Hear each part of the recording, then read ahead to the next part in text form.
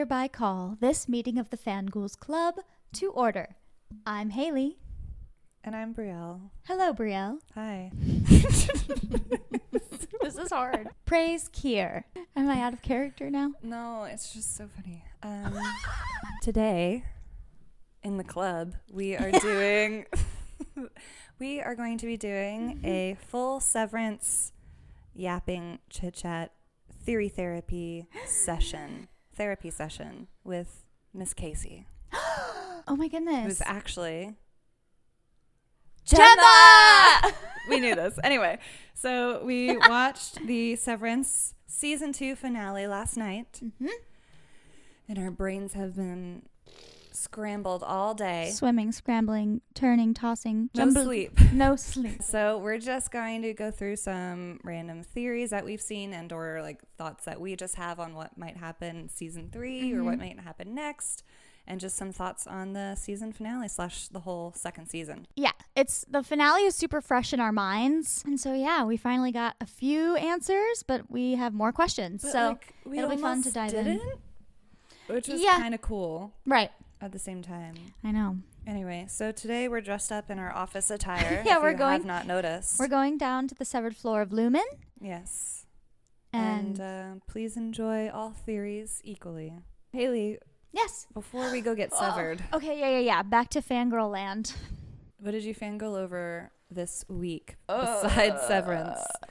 Severance, well, we had a really fun week because on Monday we went to the Barnes & Noble release party for Sunrise on the Reaping, the new Hunger Games prequel book. That was super highly anticipated, and so we went to the Barnes & Noble near us, and they had, like, trivia and special Hunger Games themed trivia, crossword, word cute. Scrambles, like, all kinds of fun little things to do, and trivia was really fun. Trivia, no matter what the topic is, always ends up being harder than, like, you think it's going to be. Absolutely. And you start second-guessing everything, and then it's just funny every single time. I think that's why, like, I would hate to go to, like, a Twilight trivia because I think I know everything, and if they get really like specific about like the books, I'd be so sad. I know. Anyway, so that was fun. So yeah, I've been reading the book throughout the week, and it's really depressing. It's the greatest book, but it's terrible. I know. Just sad at every turn, but it's so fun for a fangirl because there are so many Easter eggs, connections that span all of the books, the prequel and the other prequel and the original story. So that's probably the main thing. I've been just trying to read as soon as possible every night. But it's like, because usually like at the end of the day you get in bed and you're like, I'm gonna read, and I open the book and then I'm like, relax and read. I don't want to read. And then I'm crying immediately. I know. Speaking of Sunrise on the Reaping,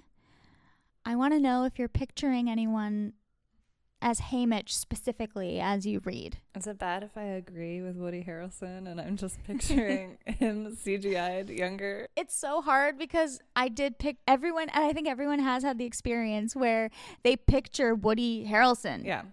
With just like a teenage body, and it's just like him. Yeah, I feel like it's a combination of that and like I just hear his voice like when I'm reading, because like I've seen those movies so many times that like it's just so ingrained.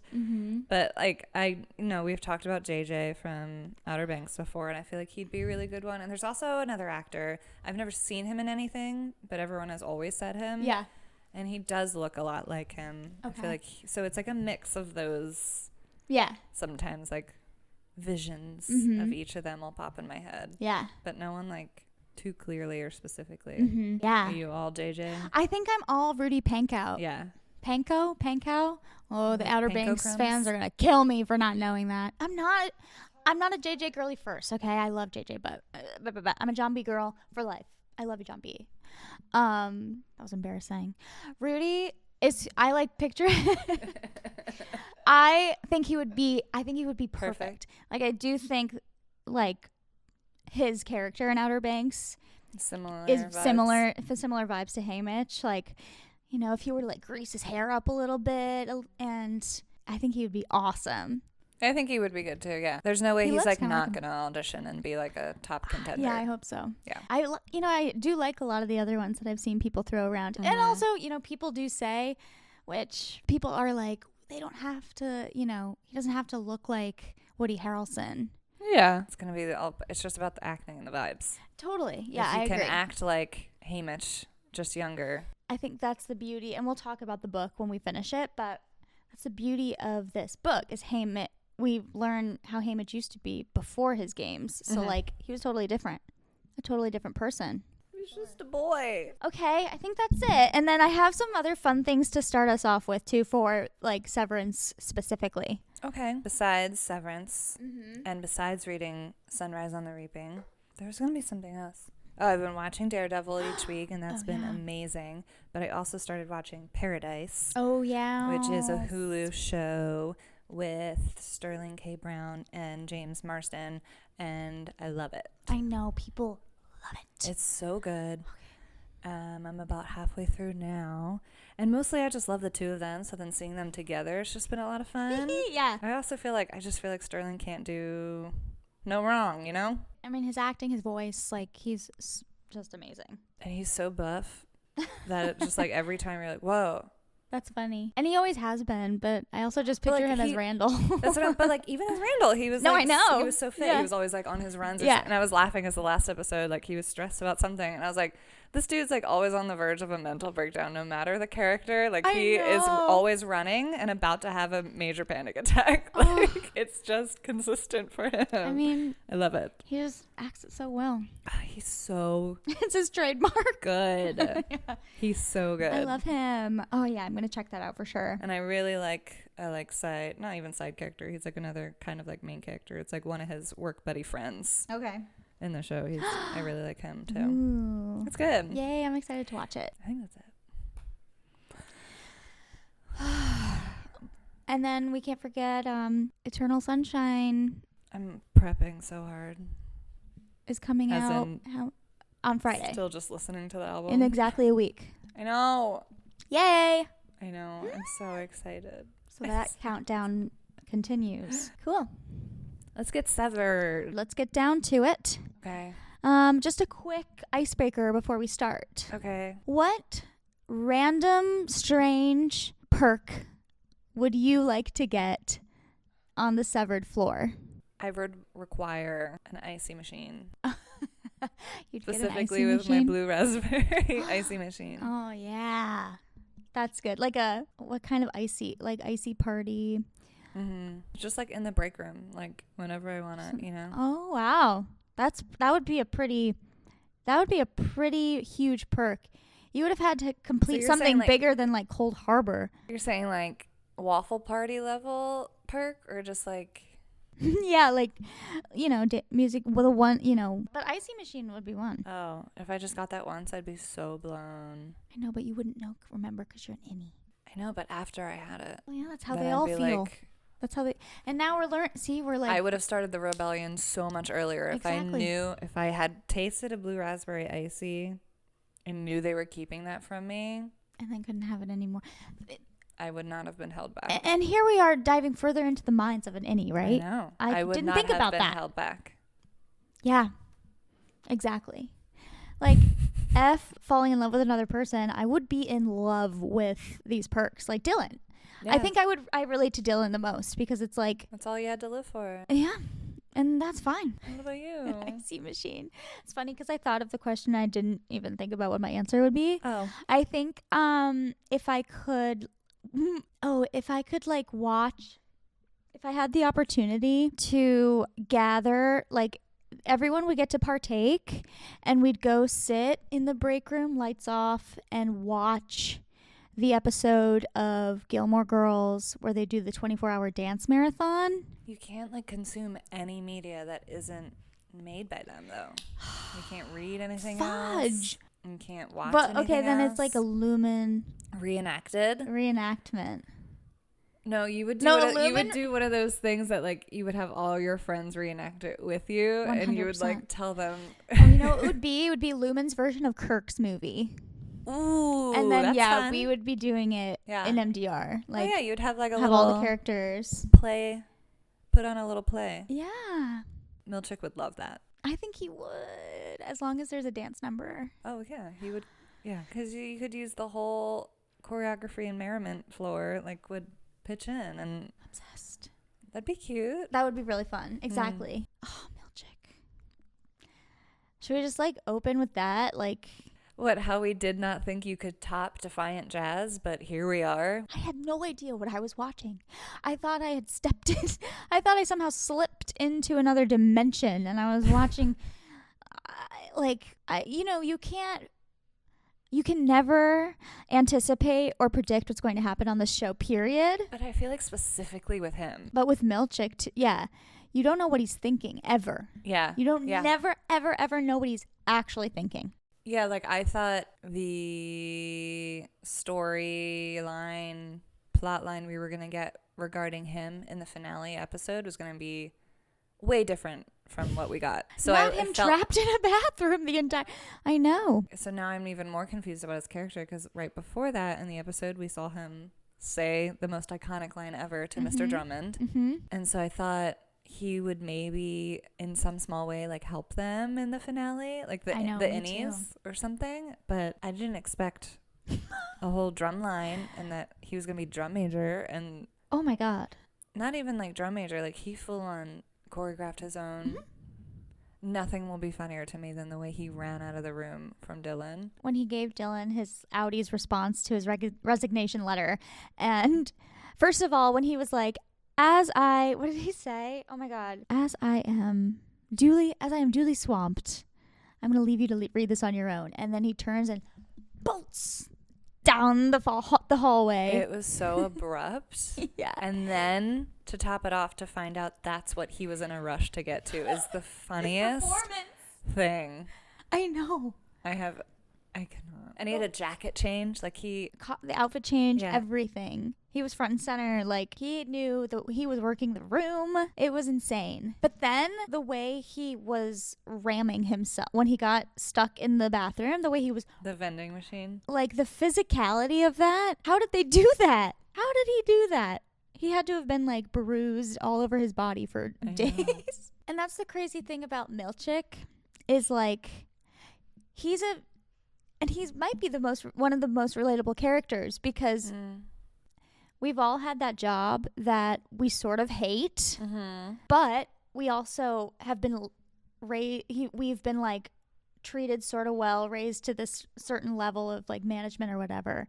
So we have this responsibility. So you give 1,000 and billion cajillion % for no payoff, and constantly just being told like you're doing something wrong or you need to do more. I'm surprised that he didn't get any reprimand, or didn't, at least of what we've seen, he didn't get in trouble for saying that to Mr. Drummond. Well, because that was off the cuff. Oh, I know. It makes you just question even further. And Milchick said it, and maybe it's just simply true that Drummond isn't necessarily his superior in this scenario of like directing Cold Harbor, essentially. Like he's too essential so he can say whatever he wants. But I wonder if later on Drummond won't be maybe an it's issue, just because like Cold Harbor was about to happen, so there's more important stuff. So maybe like, but still, you do wonder because and when he also kind of told off animatronic Kier as well. So yeah, that's why I was confused of like, I thought that was gonna be a moment of like he's gonna kind of help them. I know, because then he told, first of all, the fuck was that robot? I mean, again, the animatronics, like the ones we saw in, or what we think were animatronics in episode 4 in the forest. Oh, ew. True. So that kind of proves that that's what those were, because we were wondering a little bit. And it's under the assumption that robot was in time hearing what he was saying, because someone was behind the mic on a mic. I feel like, was it Mr. Drummond? Because then I wonder if it was Mr. Drummond. Commented on again the way he speaks, and then his words true. are too complicated or something. So unless that's a whole Lumen thing that they're all kind of like in on now and making fun of him for, or it was Mr. Drummond. Yeah, because Mr. Drummond is also the one who gave him his review a few episodes back. Damn, that's crazy. Yeah. I wonder what's gonna, how that's all gonna shake out later on. So speaking of animatronics, I was rewatching the beginning of season 2 for funsies, and because I was curious about the replacements. Oh, for that one episode? Yeah, for episode 1. And they all had a conversation about the animatronics, and they were talking about the perpetuity wing. Oh. And they were like, oh, yours are just statues. At mine, we had animatronics. Oh. Yeah, it's stuff like that like I keep very much actively forgetting that Lumen is not just this one building. I know. That Lumen/Severed is not just this one floor and these 4 people. There are so many, theoretically.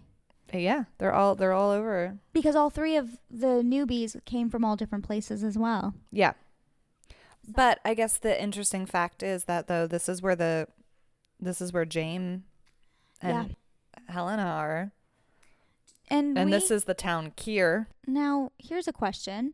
We know for sure that the Egans are like the top, or are there other families in the different areas? We know that, that they're the top family. Yeah.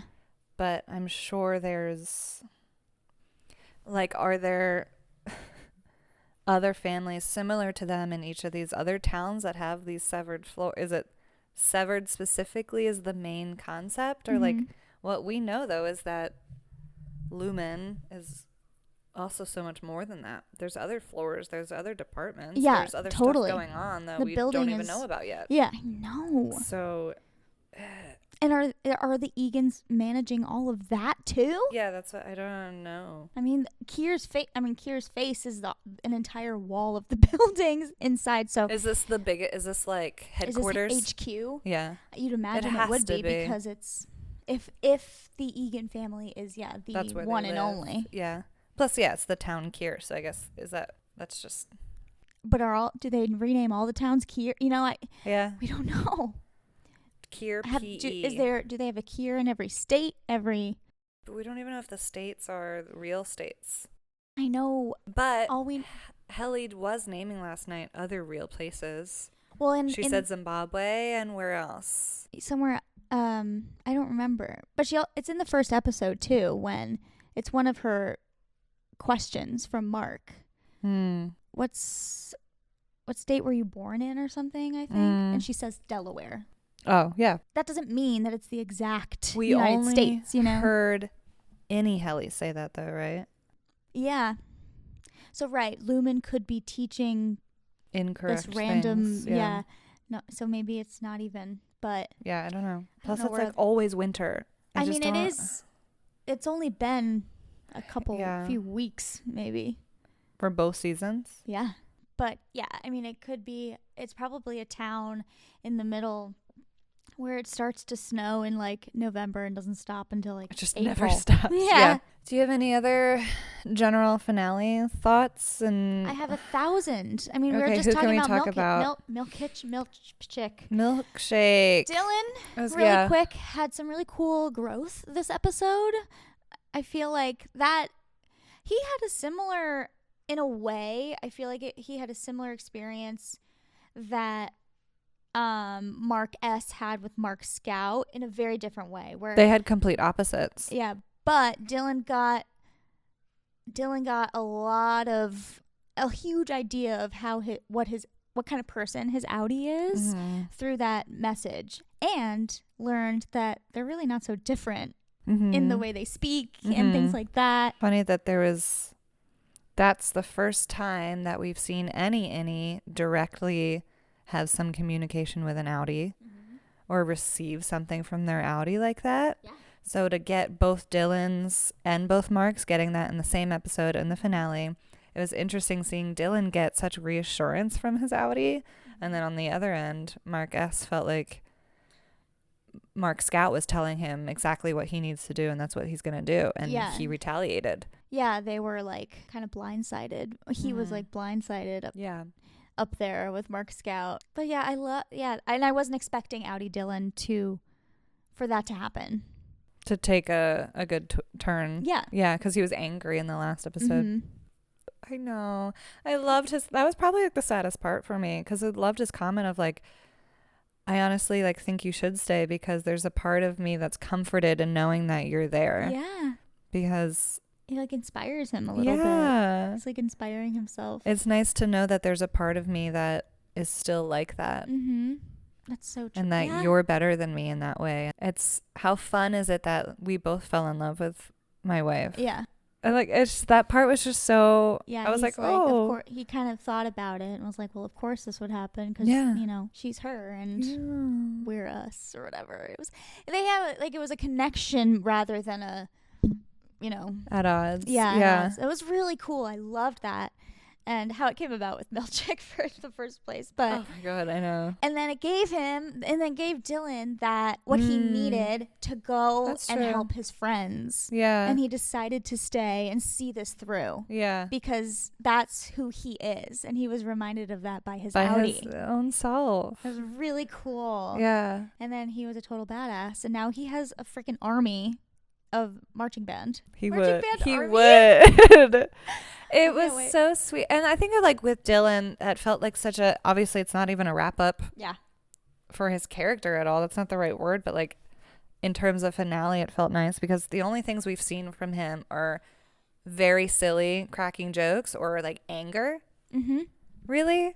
So it was just like really nice to get this like sentimental moment of like him finding purpose for himself because he thought he found that with Gretchen's visits and then she turned him down and like so he thought he lost the one thing he was supposed to live for, but then like almost getting that reassurance from his Audi that that's not his life, that's his Audi's life, and like you go find your own. I know. And like you're good as you are, like you're good enough, you know. And his life is like full enough. Yeah. So good. Yeah. And then we got the complete opposite. On the flip with the 25-minute Audi Innie FaceTime camcorder fiasco. If he doesn't win something for that. I know. Like, come on. The beginning and the end. The whole episode. But like the beginning and the end of that episode for Adam Scott. Was like unlike anything I've ever seen. The craziest Jekyll and Hyde scene. Insane. Yeah. That continuously alone. Through a whole episode is insane. That must have been so hard.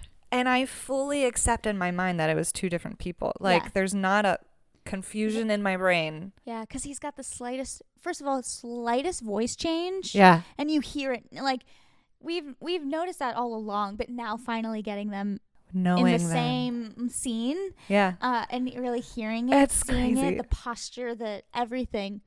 But then when they both got angry, there's differences, but they do sort of like they both kind of, you know, there are similarities there too. I thought it was funny when Audi Mark got mad and called his sister and Cobell in. Oh, no. Did you unprofessional? Send me home to change. When Audi Mark got mad near the end of their conversation. Yeah. And he called his sister and Cobell back in. And he said he's acting like a freaking child. Was because all we have seen slowly through this season is that, yeah, sure, it's still a version of Mark in a way. But like these innies are experiencing their life for the first time. So there's certain things that they do is innately childish. And I just like, I don't know, specifically that line, just like, I was like, oh, I got chills. I know. For him to notice that immediately. Yeah. And it's been, you know, the team like talks about that. How like the first season, it was kind of like childhood almost, like early childhood. And then this season is sort of adolescence, like teenage angst or whatever. And rebelling and that's so cool. I know, yeah. I didn't think of it like that. But I can't remember if they talk about it on the podcast or if I've heard it somewhere else. But exactly, because you're getting the Helly and Mark stuff this season that gets heavier. Yeah. All the fights. I mean, like Dylan's always they're all yelling at each other. They split off. They were getting into arguments with each other, and it's pretty interesting. Oh, that's so cool. And then like Dylan faced that like very high school sort of rejection from Gretchen. Screams after her. So you get all these little glimpses of it. And so cool. And so when Mark Scout says that, his no is it's on like right below in Planet of the Apes with James Franco when Caesar stands up for the first time and he goes, no. That's literally what I felt in my bones. He meant that. With the fire right behind him. And what I want to setting. Oh my God. And I want to get in on that. And then he's out on the blue. Mark Scout is out in the ice. That's crazy. Oh my God, it's so good because throughout this whole show, Innies / Lumen in general is always represented mostly by blue. Right, yeah. So, like, and then all the Audis is mostly more represented by red sometimes / red sometimes has been kind of like this color of holding power in a way. Yeah. And in that moment, we see the power shift of like now Mark has the upper hand. Yeah. And with the fire red behind him and he just says no. I know. Crazy. It like. Yeah.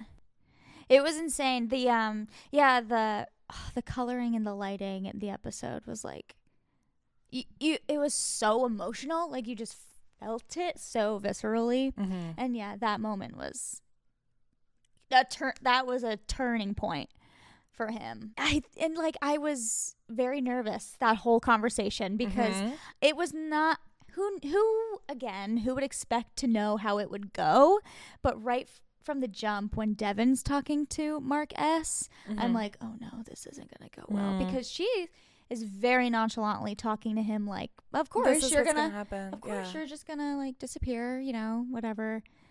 Because that's her brother. Like she cannot see someone else. So Mark Scout and Devin are just learning in real time what we've been learning these entire 2 seasons is There's like a person grappling with this idea that he is 2 completely different people. Yeah. And Devin's like, oh. And then the Mark conversation happens. And thank God Cobell's there, I guess, because then she just lays it all out there. God, every time, let me talk to him. Oh, she's so quiet. Mark. Oh, Mark. Every time. And oh my God. So good. I could never. No way would I ever have her be like my boss. I could not. There would be no way. She would look at me and be like. The way. Sorry. How did they do what they did with her as a boss? Like, I would have. Yeah, right. I would have been way too scared. I would have had my ass in that seat crunching numbers all day long. She said my name like the way she says Mark and like stares him down. Oh, no. Now I'm going to have nightmares tonight about Cobell just like, Haley. Oh, my God. She's so good. I cannot wait to see more of where her character goes. I know. And I hope random town boy that she kissed comes back because that was such a cute random side story of like they grew up in that like factory together. I know. Well, I saw someone like shipped Cobell and Ragabi, like they hate each other. They hate each other because they grew up together in Kier, the Kier whatever, and like had a thing. And I was like, that's kind of nice. She fully dipped. Where did she go? The reintegration doctor lady. You can't trust it, but like if he wants to finish reintegration, she's gonna have to come back. So like that's interesting. Yeah. I wonder if the thing that's gonna force any Mark to have to leave is now because Audi Mark told him that he already started the reintegration process, and we didn't see anything in the finale because there was so much happening, but we already know like Mark is starting to show symptoms. Yeah, he has the sickness. So he's having nosebleeds, he's having insane headaches, he's getting sick. So like I wonder if something's gonna get worse. I know. I wonder this too. But also like and I know he's already had a certain set of the procedure. Yeah. But if it stopped, is it at a point where he might not have those symptoms anymore until he starts again? I don't know. Yeah, what's the full process? So maybe he will be okay. But I thought this too. I was like, well, yeah, maybe because the reintegration sickness might affect him and he needs answers. Yeah. But yeah, I don't know. What else would pull them out of there, honestly? Or what in general are they going to do down there? So at the end of this episode, we're just jumping around everywhere, but that's where we are now. Like, Annie, Mark S, and Helly are running off to God knows where, holding hands and giggling. Like, where do they think they're going? I know. Yeah, and they leave Gemma behind. Gemma has been able to escape. She escaped through the stairway. But is she? Because she's still in the building. I know. Yes, I know. I think it would be kind of a waste if she was just caught in the stairway of the main building. Yeah. But we don't know. I mean, Jerry's up there or whatever. Jerry? The security guard. Is his name Jerry? I think so. Hey, Jim. I'm thinking Mark says it every day. Yeah. Hey, Jerry. Hey, Jer. I don't remember. I think that's might be it. But anyway. I'm sure they have other security, like they have people there. Yeah. Maybe not. Maybe not. Because I don't know if they have enough security. People are running around doing whatever the fuck they want. That one lady down in the testing floor who's just like, what did she say? It's the fucking spell. It's the fucking spells. Like her voice, the way she talks is so funny. In the best way. I mean, peak comedy. Yeah. Oh my god. Anyway, I think Gemma will be able to escape. I do wish. I thought of this today. I was like, I do wish that Mark, instead of do the whole slow backing away, looking back at Helly, looking back at Gemma, I'm like, he could just explain real quick. No, he could not possibly. He could just say, Annie? She doesn't know. Isn't that crazy, though? I know. Gemma has no idea. I know. And how crazy is it that we got every single version of the two of them in one go? Dude, I turned around and I looked at you. I forgot about Miss Casey. I know. They went up the elevator to the severed floor and she said Mark S. And I was like, I know. We start with Mark saving Gemma. But Gemma at first is a brand new Innie version of herself. Yes. I don't know how much we should get. I was confused with all her different Innies. Yeah. There's 24 of them now, we learned. That was the 25th. Yes. What we've seen when Mark first severed / when Helly first severed, they wake up in a room and are confused. Yeah, for exactly. days. Why does all of these Innies, Gemma's just like, okay. Do you know what I mean? Well, she seems so... We don't, but we only know about Helly's personality when she woke up. We don't know how anyone else would have reacted. Just like the first episode when Mark first wakes up. That's the only other one we've really seen. And like Petey is asking him the questions. Oh, right. And they're kind of freaked out. They are confused. So I thought it was interesting. Gemma's, all her different Innies were always like walk into the room and they're like, yeah, do my task. And it just seemed so... I wonder if that's a different type of severed that they're working on. I guess was just like my thought because she just was so tame. I know, but when she goes into the dentist room, she's kind of backed up against the wall, like, I don't want to do this again today or whatever. Yeah. Oh, yeah. So she does have that initial reaction, but then she's got to do the thing, I guess. Anyway, I don't know. So the sequence of events here is like, so Mark has completed Cold Harbor. Gemma is down in the 25th room, Cold Harbor, and she has to take apart her baby, a baby crib. She's doing that, and Mark, somehow, some way, well, we can talk about this because we have to talk about the Gwendolyn Christie of it all, and how that all happens. But Mark enters the room, bloody as hell. The bloody suit, something out of a freaking like Keanu Reeves movie, and is able to lure new Gemma out of there because I think there was the feeling that I think the room didn't perfect. Completely and so he gets her out of there. She becomes Gemma, and he's Mark Scout. They had 5 seconds of happiness. And this was the shortest reunion, right? Until Gemma's like, we have to get to the elevator and get out of here. So they're just running the rest of the time. But then they're kissing in the elevator, going up to the severed floor where Gemma turns into Miss Casey and Mark Scout turns into Mark S. Or severs into Mark S. Yeah. And they're kissing. And, of course, we know that's never been a thing, and they're freaked out. And Miss Casey's so funnily robotic. She goes, Mark S. As they're like, he's covered in blood. They were just making out, and she's like, what's going on? What did she say? What is transpiring? It's so good.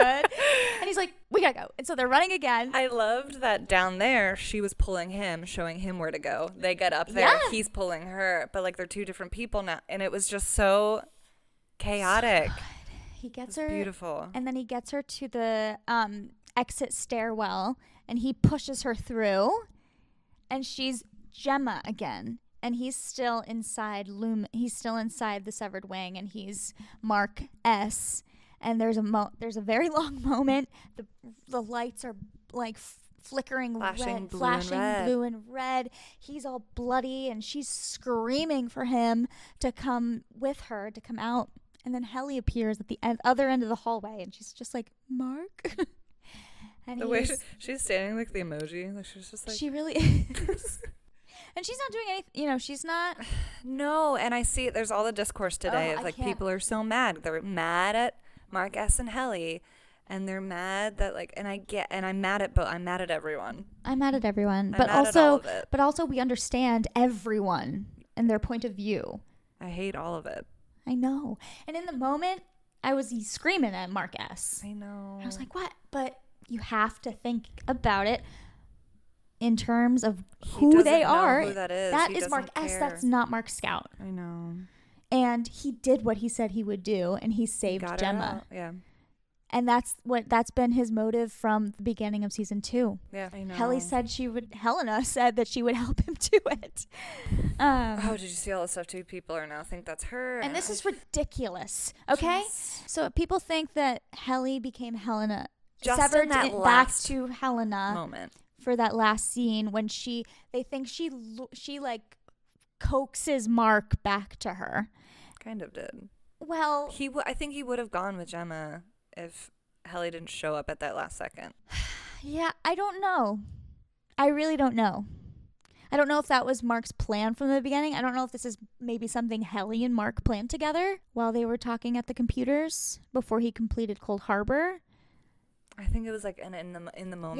Yeah. Like rushing through the airport before they get on the flight type of thing. Totally. I just think that would totally, ruin the whole point of this episode and this moment for Mark S. And again, talking on the thing of like, there's certain things that these innies do that are almost childish. Yeah. And that last scene of them holding hands running through chaos, was very childish. Like, no matter what, I'm going to pick my first love. You know what I mean? It's childish, but he has no reason to just go with what Mark Scout asked him to do. But, like, it just looked, because they were just like, it had that. It's a young love, like, vibe. Situation. Yeah. I loved the whole equator thing. Mm-hmm. And then, like she said, before he left, she said, I'll meet you at the equator. Yeah.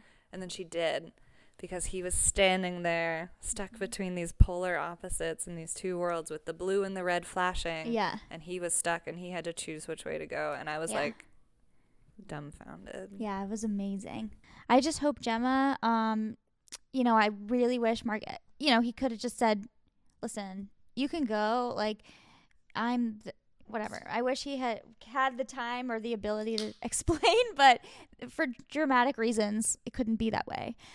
I just hope that Devin has her ass in a car waiting to go outside of that building, okay? Because, what is Gemma going to do? What's the escape plan? That's true. They have a whole plan. I would assume part of the plan is to have Devin there as backup in case anything goes wrong for whatever reason. Well, I want to know how the conversation with Mark S. and Cobell ended. Yeah. For him to agree, okay, I'll go rescue her. Mm-hmm. Yeah. Because at some point they had to get some, Yeah, I think it was just that. So what did the plan end up being? Well, because Cobell does talk something about you'll all die. You'll all die if this doesn't happen, if this certain thing doesn't happen. And so maybe he's thinking about Helly in that moment. Mm. Oof. But in that backtracking a tiny bit in the conversation with Mark Scout and Mark S, I do think it was ruined when Mark Scout called Helly Heleny. So good. And a callback to when Mark Scout is in the diner with Helena, and she calls Gemma Hannah.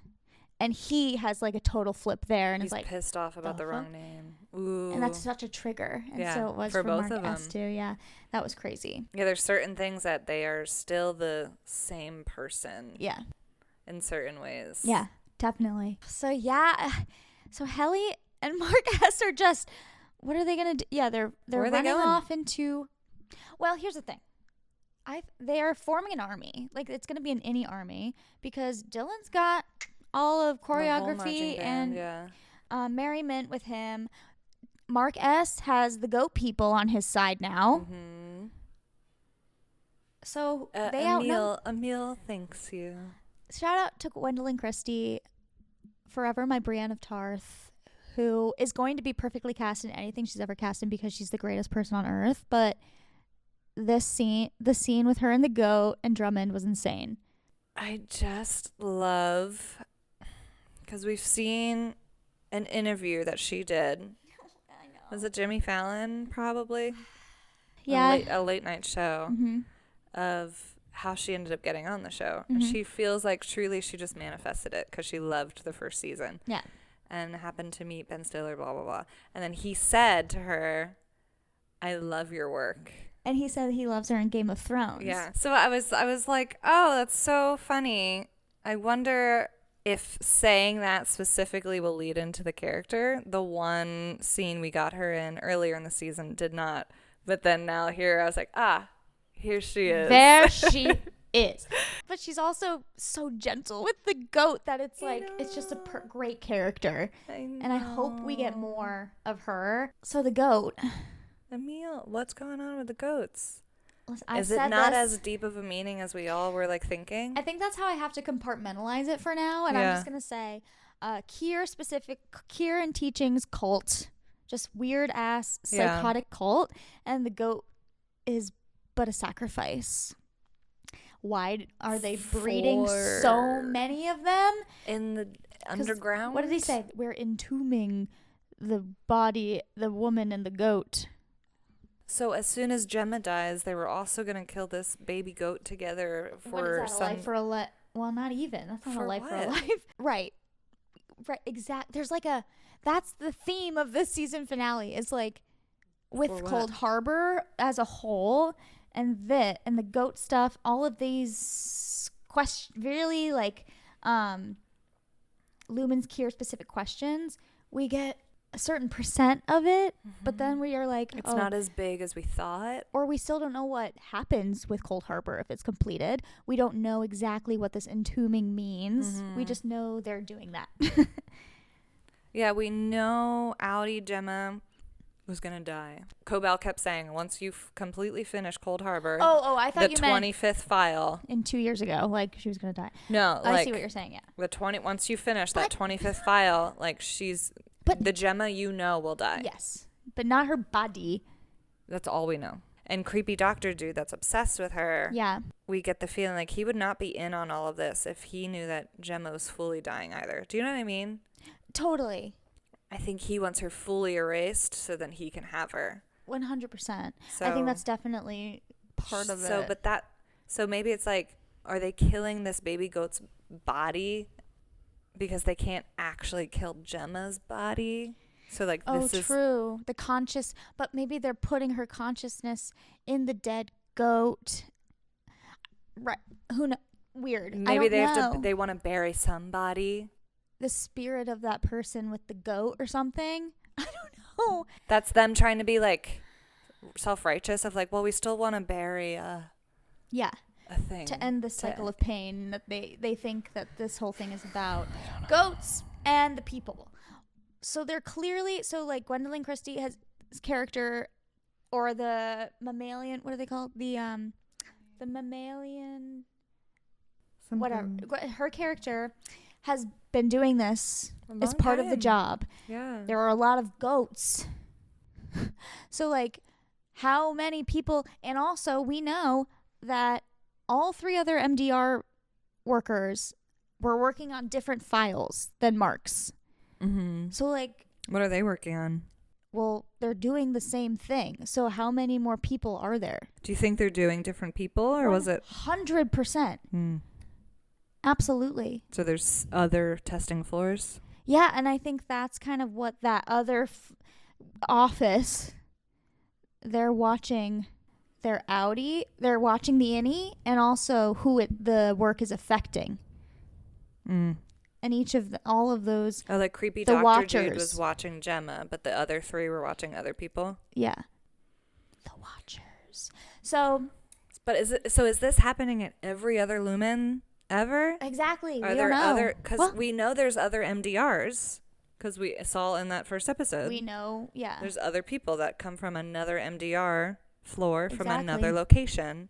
So is that all MDR is? They're refining literal people? Yeah. But so is Gemma and Mark going to be the very first people to ever finish? Yeah, maybe. But what does it? Yeah, what does it mean? What does that mean? In the upon completion, I think that definitely tells us that this is definitely something that they do with at other locations. I mean, this is like their thing. But he said this is the biggest. You'll be one of the most important people in history. So no one else has ever finished. Right. So they've been trying to do this forever. Yeah. And it's never been completed. But so then if it's never actually has finished, though, maybe our theory about that little goat isn't true, because Gwendolyn did say, how many more do I have to give? Yeah. So they've done it before. So if they've never finished a 25th file on another person before, then they wouldn't have killed the goat. So maybe killing the goat's for a different reason. Well, he would have killed the goat before she even. Yeah, that's true. Well, he knew that Cold Harbor was completed. The file was complete. Yeah, and that's why they went to go do that. So why have they killed other goats before? Yeah. Why? What is the point? I don't know. We don't know what that ritual actually is. God, I don't even want to know. I just want the goats to be safe. Ugh, I knew they weren't actually going to do anything. I know, because it's not that kind of show. I kept thinking back to the season 1 dude who was like, you can't take them yet. They're not ready. They're not ready. So another instance of take them often. What that means, yeah. For what? And why goats? What? All the Rickon stuff? Why goats? Listen. I think he's just a goat. I think Rickon could be a goat. I think he could be an Egan. I think he could be a lot of things. I think he's just a silly little fanboy. I don't know, honestly, because it's just all too. Because here's the thing. At Bert and Field's house, they have all of those pepper shakers up on their cabinets. Rickon has a few identical ones in his home as well. Them. Yeah. So what's that? Oh, and also maybe they're killing goats whenever Bert sends maybe it's a thing it's a self to make themselves feel better. They kill a goat by killing more. I don't know, but anyway, I think that could be a connection. I think he's a Lumen Cure fanboy. Yeah, and maybe he's not in, because I feel like that'd be too dramatic of a twist for his character. Because right now, all we get from him he's just. You know what I mean? I know, but that's I think what they love to do with this show is show us. For him to secretly be in on so much, I think right. I don't know. Yeah, I don't know either. And why would Devin? Be with Devin is. But she's not a dumb person. They make her a very strong, smart woman, obviously. Yeah. So I don't know what that is, but I'm sus of him at least. Oh yeah. I'm not gonna be sus of Devin. No. She's got a baby. It's a whole thing. But how did they get into the birthing cabin? The whole birthing retreat. That's literally Lumen specific. How did they get in? Unless... Well, we know Rickon was the one who insisted on it. How did they get in, though? Exactly. I mean, we know he has a lot of money, so he very well could have just paid for it. Yeah. We know that he's uber rich. How? But that's something that's talked about. So yeah, he could have just rented it. But he was she talks in the first season about how we have to do this. We have to do the birthing cabin. Maybe he's just like in on the religion, and he's just one of those. Yeah. He's not like evil / like in. Maybe he grew up on it. Yeah. And his like reform. He's like out of it, but like still has those ties. I don't know, but I definitely because there's something. Yeah. Maybe he's going back to it ever since Gemma's death. Because we see in those flashbacks, they all look so happy, so normal, so happy. Like Devin looks very happy with Rickon. Did you see? I love the theories and like stuff just people about Rickon, and like people swear he's a goat, and that in that flashback, the four of them sitting at a table eating, Devin is showing Mark and Gemma photos of them rock climbing. Yes. And just like goats, Rickon is like perched onto a cliff, like cliff climbing. Yes. Like goats do. And she says, like, he can scale a mountain with just, like, on surprisingly well. He can scale the side of a mountain, like, straight up. Right. It's so funny. Exactly. That's one of the... like, it's so funny. And he's got, like, a goatee. I know. Yeah, I think it's just hard for me to believe that, like, Devin would be that blindsided. Do you know what I mean? Like, I feel like she's so blunt. Yeah, I know. Or is she only like that with her brother? And also, we don't know where these siblings come from. Like, we don't know where any of them really come from. We don't know where they are. How they ended up in here, like, in the first place. Yeah. The only idea we have of, like, a happy, like, real Mark is in episode 7 of season 2 with him and Gemma's old life. Yeah. And which we don't know where that is. We don't know if that's in town. I mean, they go to the fertility clinic in the town run by Kier or could Lumen. Be close by though or something. But it could be, yeah. I'm pretty like this finale. I think was one of the great. Like, I felt every emotion possible in that hour. And it felt wrong for that because I've never experienced that watching a show. It was so funny. Yes. I'm pretty sure the scene of Mark severing back into his outie self, accidentally killing Mr. Drummond, is one of the greatest things I've ever watched in my life. I know. Because it was so funny, but so disturbing. Yeah. And all of a sudden in that one moment, the show hasn't ever felt, it's been like odd thriller. Right. And like mysterious at times, but it's never felt disturbing.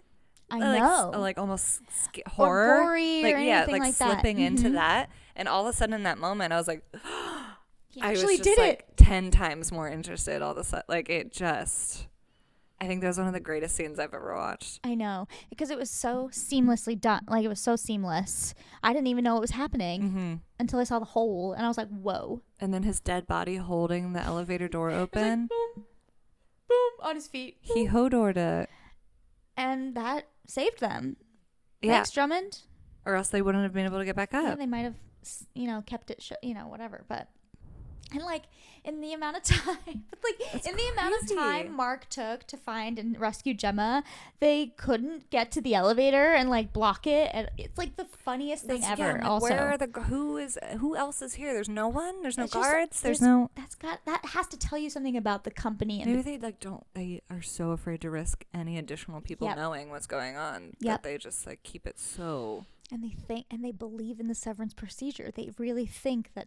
Even after what happened with the OTC, they still think that they've got everything on lock. Do you think they have these same issues with other innies? Right? Like, there's no way this is happening everywhere else. It's not functional.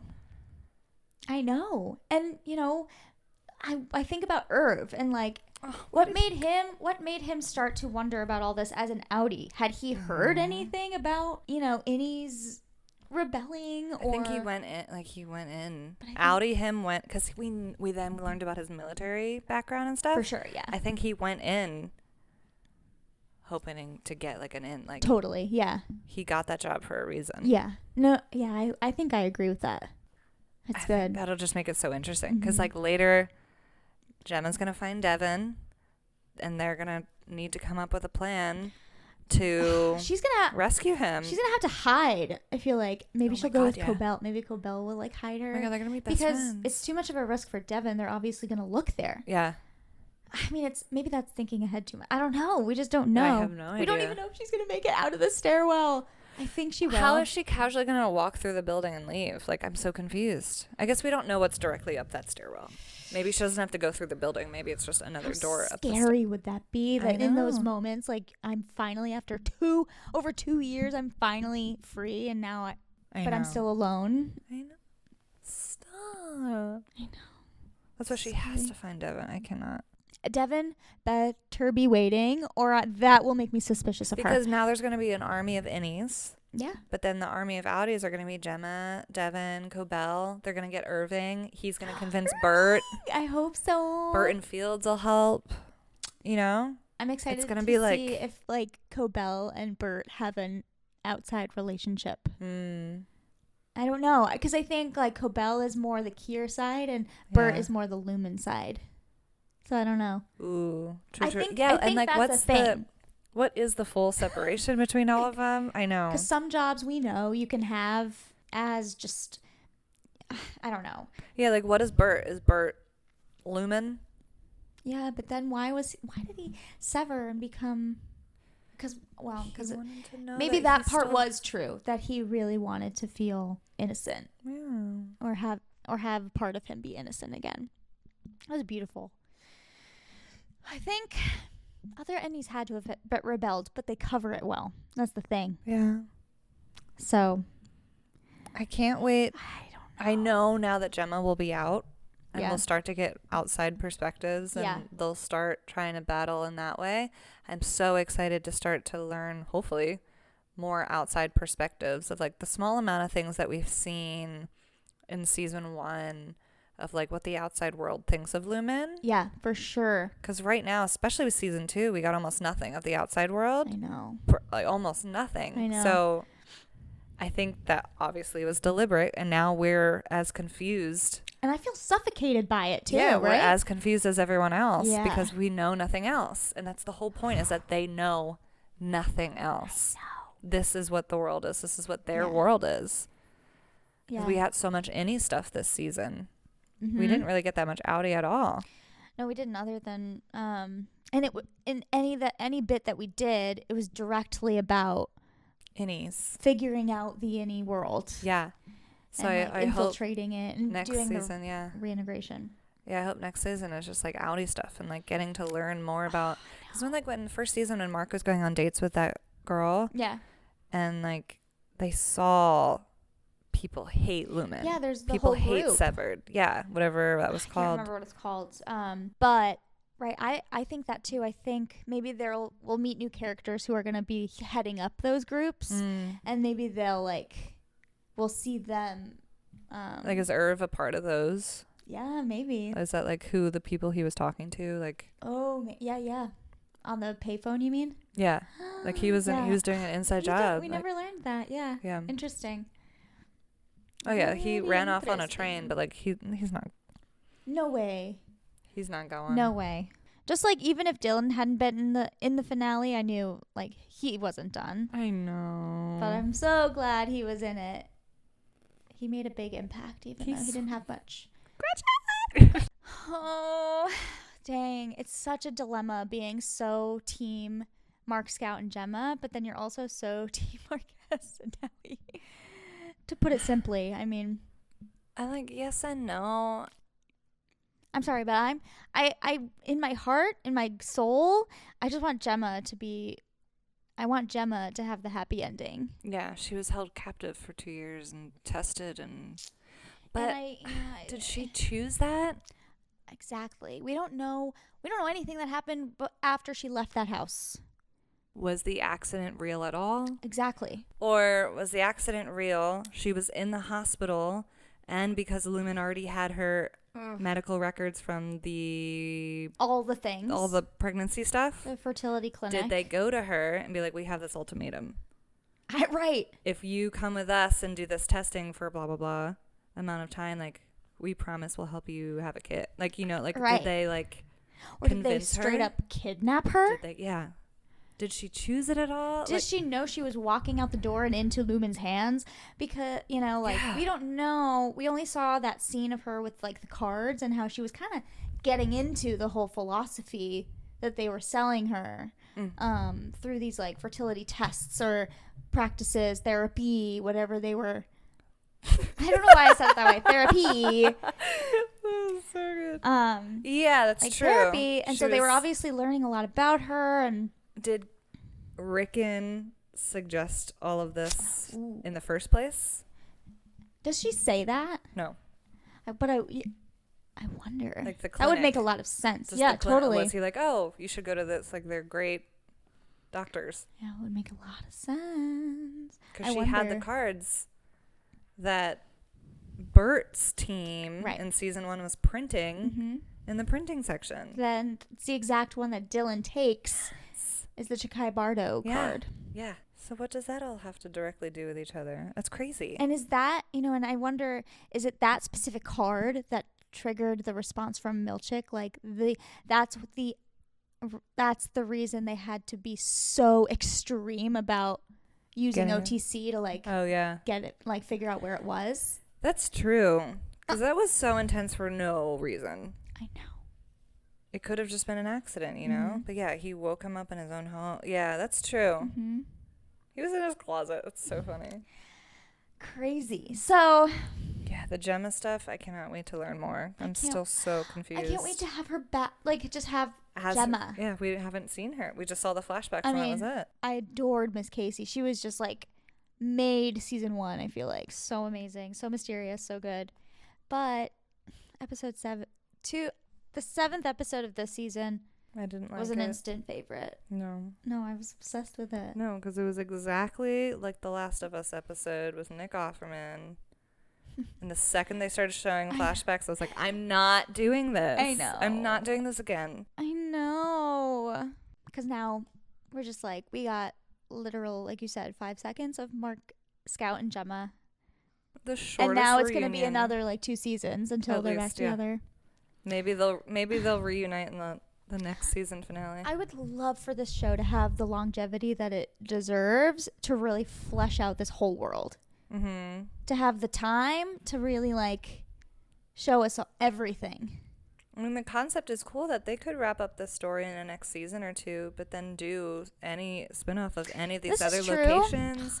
Come on. Anyone, you know, like. I know, yeah, you're right. It might not be as, it just honestly depends. It would make sense. I do hope, this is just like one of the greatest shows I've ever watched, ever. Totally. And I have full faith that they will know when to end it. You know what I mean? It's already, I think the bones are all there. Yeah. Having been burned, we've been burned before. I know. But no, as much as you want things to last, but they can't go on for too long or else they... I will say, there were these last couple episodes, I was getting a little like, what's happening? Where are we going with this? I was getting a little nervous, but that's just because I'm a paranoid watcher, and I was just like, I know we're gonna... And then this finale, like, brought it all back. Brought me back. I was like, okay, we landed it. Every episode has been amazing, but yeah. It was just so funny. The episode, I was just stunned. I was just stunned the whole time. I'm pretty sure the part where old-ass James in his breathy voice goes, oh, fuck. It was like the funniest thing I've ever watched. It was so funny. That was wild. You just you don't expect anything that comes out of his mouth, but that was hilarious. And they all acted like dipshits. Like they were all blunt, like bounding around. They didn't know what to do. Like they had no plan. Mark holding the gun up to the doctor chick, and they're just yelling, screaming at each other. It's like, what? Who? No one has any authority here. Like, what is happening? No one knows what to do. Not even Doctor knew what to do. He's just like, the messiness was so funny. I know. And then they're just like kissing in the elevator, and he's all bloody, and like, of course they would, but and then he turns into Mark S, and she's Miss Casey, and they're just, and what she says. Yeah, it was just, like so comical. Yeah, but also so emotional at the same time. So good. And yeah, the whole Milchick of it all. The way he was attacking that bathroom door and the jump he did. The jump kick? The jump kick, but then the jump on top of the vending machine he did after that with both feet. Like, he went boom. Oh, yeah. It was crazy. I was like, what? Sir? Oh, man. I know. Like, yeah, the physicality was just so freaking good. Will Gemma face off with Helena? Yo, I hope they get in a fist fight.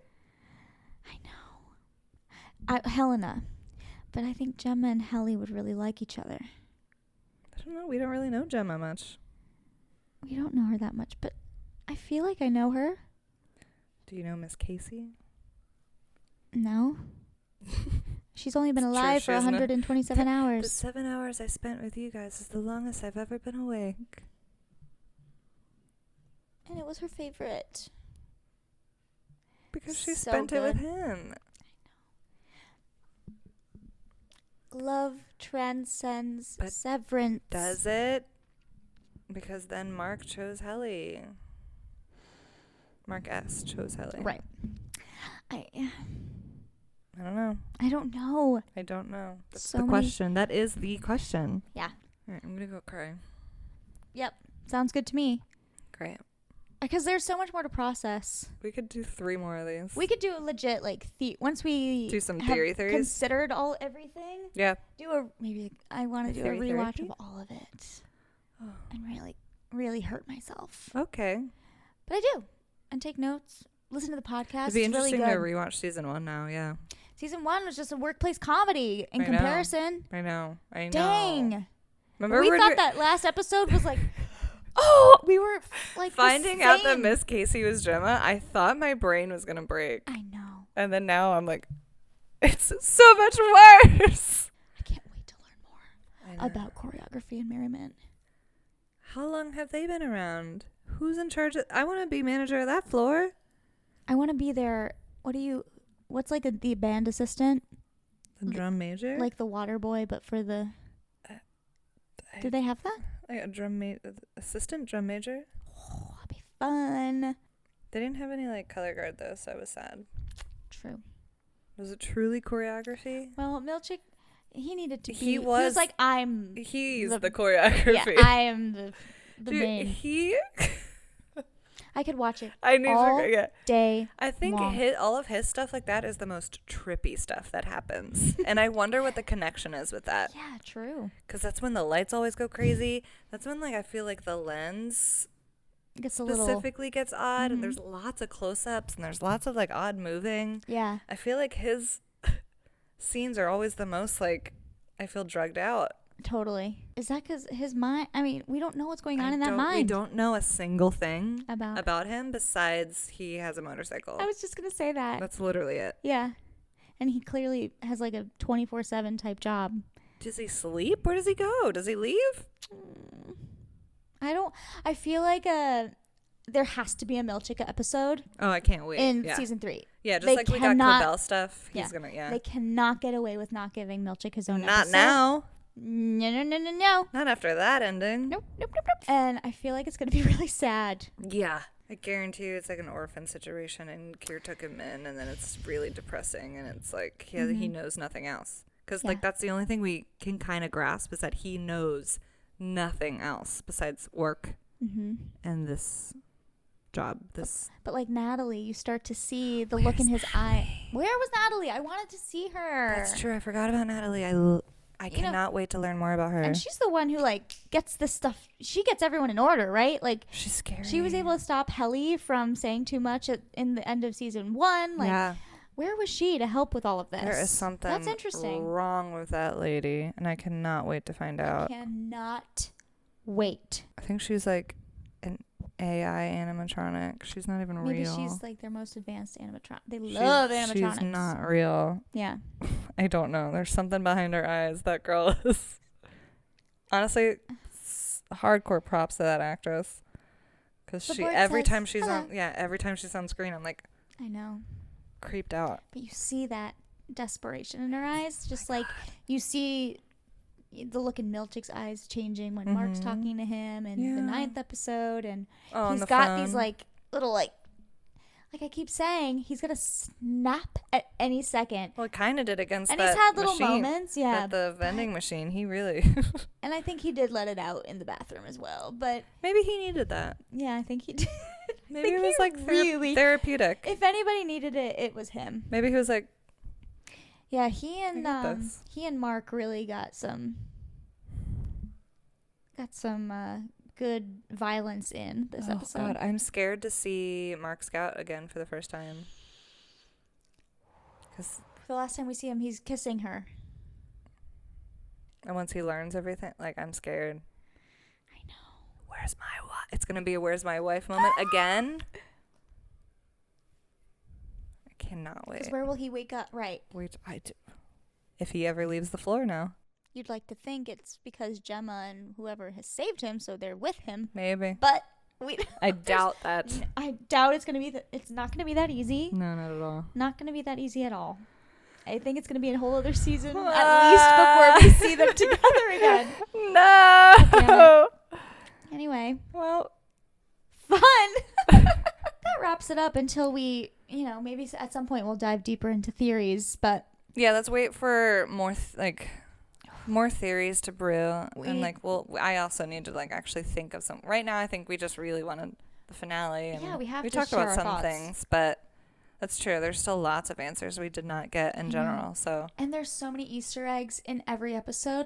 You have to rewatch everything and I want to now that we know what we know, have to go back and watch. I want to go back and look at colors. Because a big one I saw too is that Mark Scout's fish are blue and red too. Oh yeah. Really small things like that, which may overall not actually mean anything, but anything thematically helps. Yeah. Well, thanks for joining our Severance chat. Ooh, my brain hurts. I know, but I'm not gonna sleep. I feel so thinking about smart watching this show. Yeah, I know. It's stupid. And then I go to work and I feel like an innie.